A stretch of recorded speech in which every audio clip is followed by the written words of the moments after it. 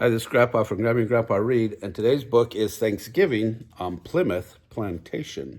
It's by Diane Stanley and illustrated by Holly Berry. I like that name, Holly Berry. Look at all that food for Thanksgiving. Doesn't that look good? It was a then and now picture. Every year we go to visit our grandmother for Thanksgiving. You're probably saying, so what? Lots of people do that. And you're right, lots of people do. But you see, visiting our grandmother is not like visiting your grandmother. Our grandmother takes us traveling, and we don't mean to the Grand Canyon or the Empire State Building. She takes us traveling through time, out west on the Oregon Trail or up to Boston for a tea party. I'll bet your grandma doesn't do that. Hi, Grandma. Welcome, welcome. Hi, Moose. Dog's name must be Moose. Mom and Dad decided to drive out into the country to get some apple cider at Whipple's Orchard. They asked if we wanted to come along. We said we'd rather stay home with Grandma. Then as soon as they pulled out of the driveway, we begged Grandma to take us somewhere. My turn. I want to visit her. Why, Liz, what a great choice. That's Remember Allerton. She was your grandpa's great, well, I forget exactly how many greats it was, aunt. She was one of the pilgrims who came over on the Mayflower. Remember, what a weird name. That's nothing. I know a dog named Sparkplug. When you travel back in time, you have to put on the kind of clothes that people wore back then. If you don't, they'll think you're really strange. I have to wear 3 layers? I'll bake. Hey, I thought pilgrims always wore black suits and big hats with buckles on them. Trust me, Lenny, you'll be happy to have them. No central heating, you know. Nope, they dressed like ordinary working people of their time, and they liked to wear colors, same as anybody else. Of course, on Sundays, they put on their best suits and fancy collars. As soon as we were dressed, Grandma put on her magic hat, and we all held hands and closed our eyes. She told us to take a deep breath. Then all of a sudden, everything felt different. There was a cool breeze. The air smelled woodsy. Plymouth Plantation, here we come, where we get to meet our forefathers and our foremothers and our 4 dogs. So we're in Massachusetts, right? Northern Virginia, actually.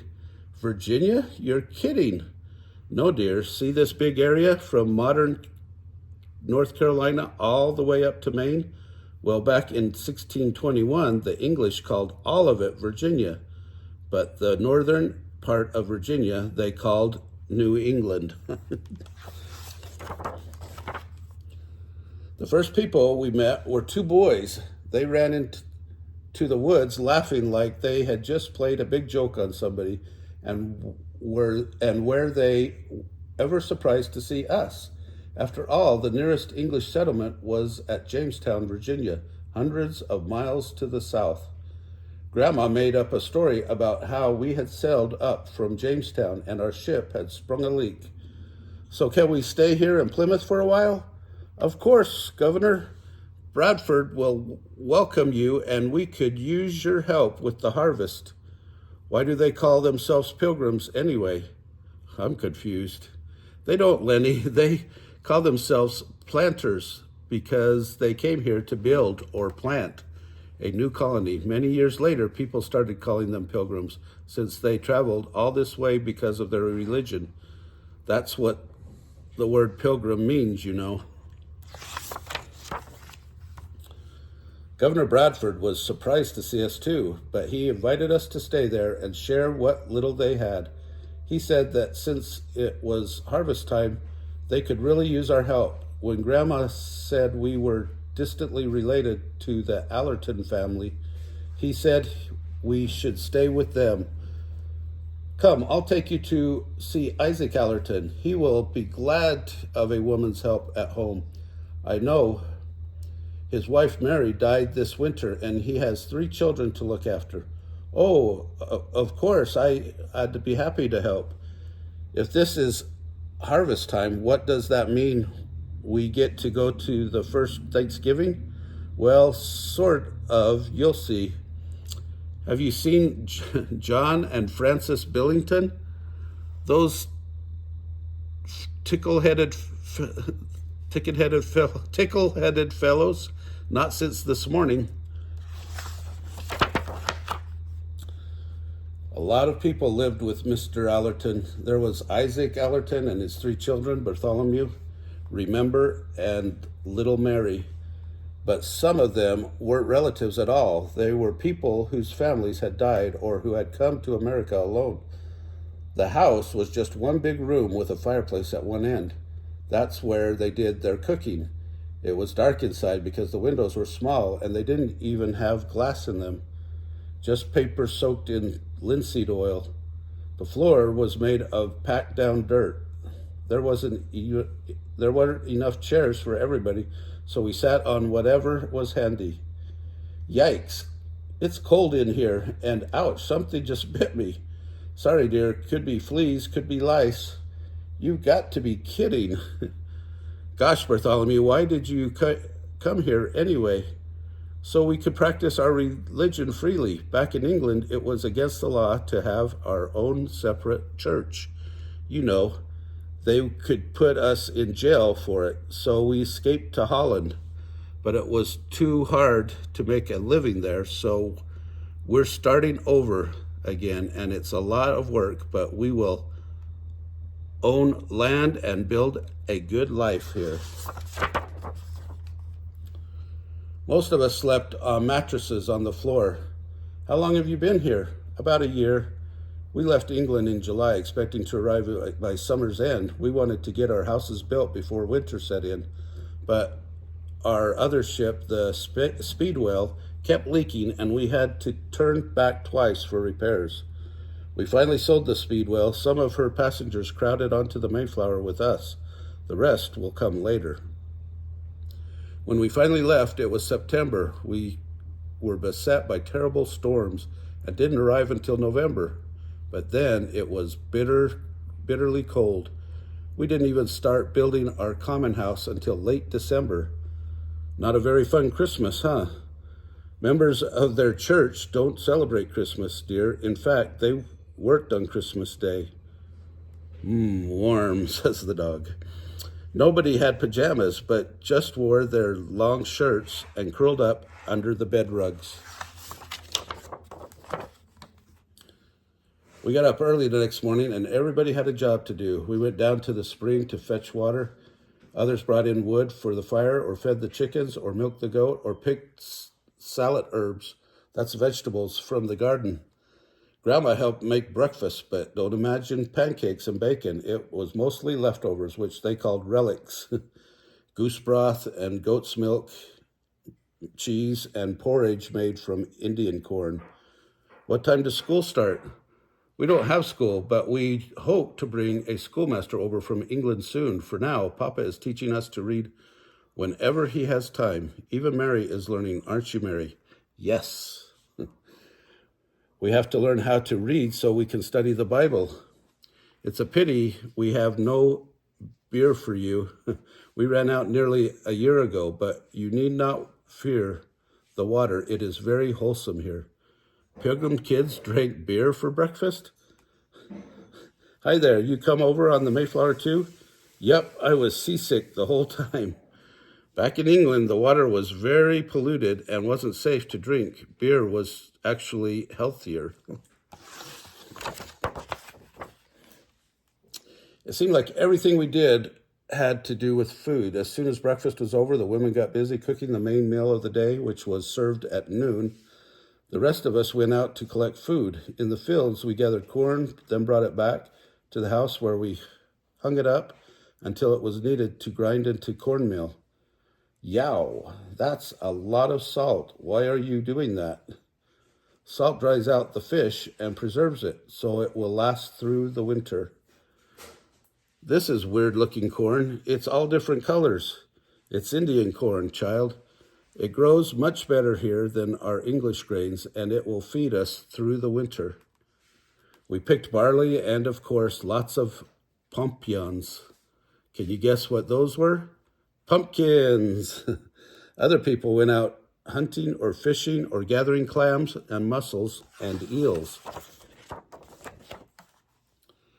We met a man called Squanto, a Wampanoag of the Patuxet village. He spoke very good English because he used to live in London. When he was a boy, some English sailors kidnapped him and made him a slave. But Squanto escaped and finally got back home. When he arrived, he found his village deserted. Many of his people had died from a terrible disease, maybe smallpox caught from the European fishermen. Oh, what a sad story. What happened then? I lived in another village for a time, but since the English came, I lived near them. They were in great need of my help, since they know little of our land and less of our language. His name is actually Tisquantum, but I guess the English couldn't quite pronounce it. And indeed, he has been a true friend to us. He taught us how to grow corn by digging holes, dropping a few fish inside, then planting the corn on top. That gives the corn something to feed upon as it grows. But we had to keep an armed watch on the fields at night so the wolves wouldn't dig up the fish and spoil our crop. On Sunday, we didn't work at all. That was the Lord's Day. As soon as we heard the drum beating, we knew it was time for church. We met at the house of Captain Miles Standish, the military leader of the colony. Then we lined up threes by threes and marched to church. Everybody in town was expected to go, even if they weren't church members, and the service lasted all morning. Then after lunch, which they called dinner, we went back for 3 more hours. Which one's the minister? We don't have one yet. Until we do, Master Brewster acts as our religious leader. He's our ruling elder, you see. You know who he is, dear. He's Love and Wrestling Brewster's father. Yeah, I was wondering about them. I mean, Love is a pretty weird name, especially for a boy, but at least it's kind of nice. But why would anyone name their kid Wrestling? I believe it's short for Wrestling with the Devil. I take it back. That definitely beats Sparkplug.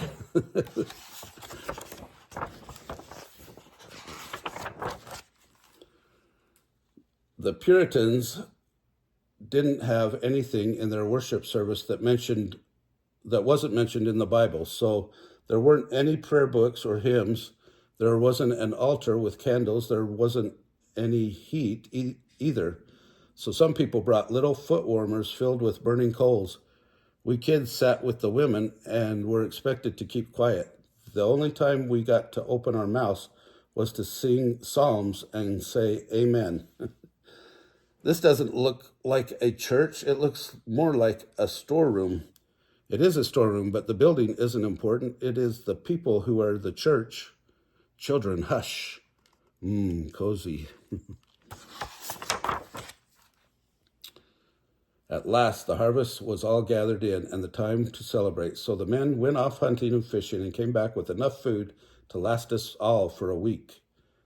The women worked just as hard, chopping and mixing, boiling and frying. They made stews, which they called pottages, roasted meat on spits over the fire, and stuffed puddings into the bellies of the turkeys. Puddings? That's stuffing to you.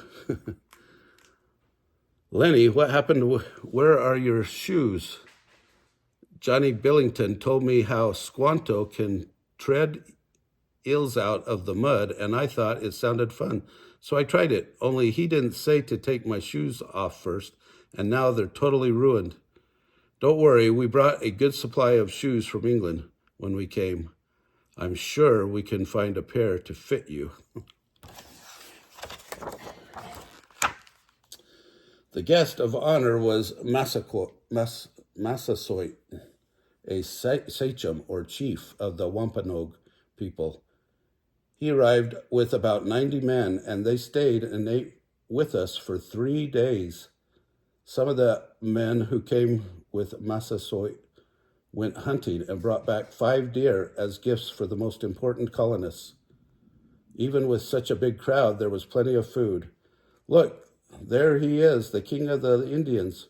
We have a treaty with Massasoit, signed last spring.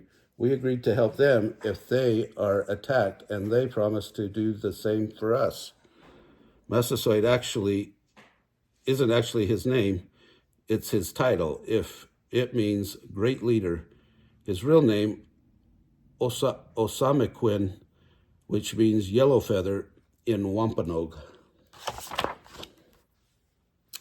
Of course, nobody had a table big enough to seat 140 people, so we ate all over the place. The important men like Governor Bradford and Captain Standish and Massasoit sat at the head table and had the best food.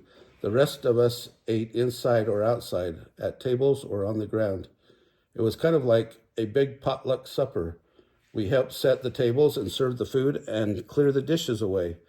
That's what children and unmarried young people were expected to do. I don't understand, why do John and William and Edward and George have to do so much work while the other men just sit there?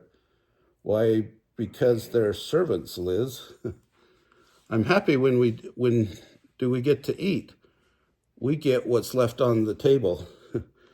I get what falls under the table, says the dog.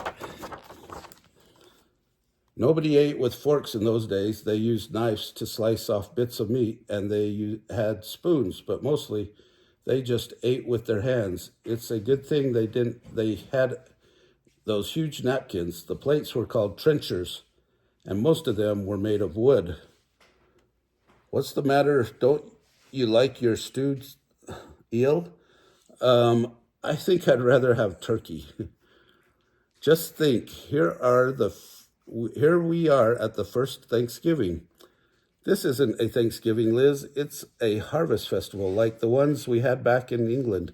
A day of Thanksgiving is a religious holiday when we spend the day in church. Bartholomew is right. The people of Plymouth won't have a true day of Thanksgiving until July 1623, when a good rain arrives and ends a long drought that had threatened their crops. After dinner, we played games like stool ball and pitching the bar. We had races and wrestling matches. When Lenny and I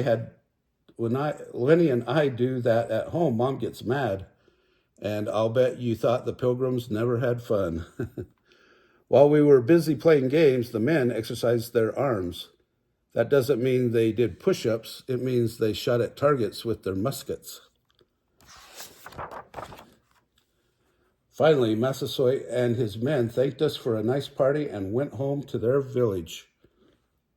We took down the tables and washed the tablecloths, and everybody got back to life as usual. They had been through a hard first year and had another hard winter ahead. Look, a ship. It could be French pirates. We'd better go tell Captain Standish. Not to worry, it's the Fortune, bringing more colonists to Plymouth. Wow, and the houses are so crowded already. Maybe it's time for us to go. We hated to say goodbye to our new friends, especially Remember and Bartholomew, but we had to go home and help Grandma cook Thanksgiving dinner. So, you see, our ship should be repaired by now. We had best be going before the winter storms set in. I wish you safe passage. We'll miss you. We'll miss you too. Bye. So Grandma put on her magic hat, and faster than you could say, Happy Thanksgiving, we were back at Grandma's house. A few minutes after that, Mom and Dad came home with a bag of apples and 2 gallons of cider. You should have come with us. It was great, a real New England experience. That's okay, Dad. We had one of our own. My favorite, Grandma, turkey with pudding in the belly. Pass the salad herbs, please. If you two clean your trenches, there's papillon pie for dessert. What on earth are you guys talking about? Lenny, where did you get those shoes? Oh, funny. Well, yeah, it was way different back then than it is today, right? For Thanksgiving dinner. If you like this story, smash the like button down below, give us a big thumbs up, subscribe to our channel, and watch the playlist for Thanksgiving.